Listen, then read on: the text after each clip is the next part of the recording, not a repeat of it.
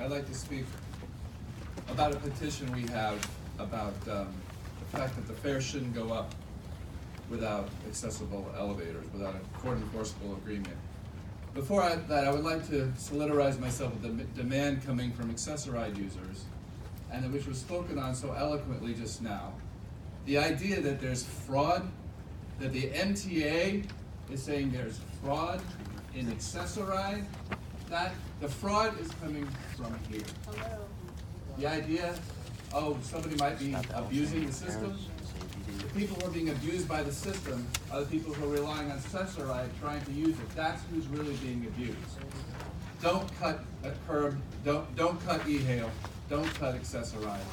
And we're here today to say that the situation in Malaysia Goodson should have been a gigantic wake-up call to make subways accessible and do what the accessibility rights community has been saying, which is to commit to a court enforceable agreement that mandates the installation of elevators with a timeline.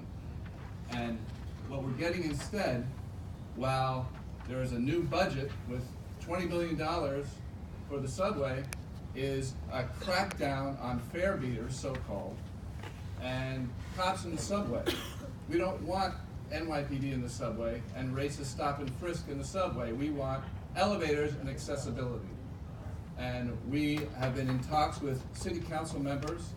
Last week, a resolution was introduced. There's a legislative request, and it says that the MTA should be precluded from raising fares unless and until it commits to an independently monitored, court-enforceable agreement that establishes full transit accessibility by installing elevators in the subway and also making the subways in other ways accessible for people with disabilities.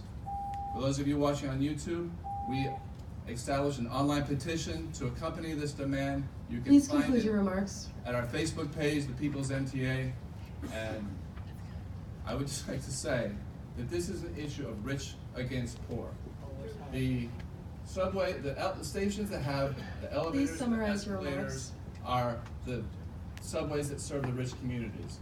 The Hudson Yards Gleaming Station has subways and elevators, but the poor communities have the least accessibility. Overall, accessibility is bad, but the subways belong Sir, your to 2 minutes the people. are up. And elevators now. Thank you. Thank you.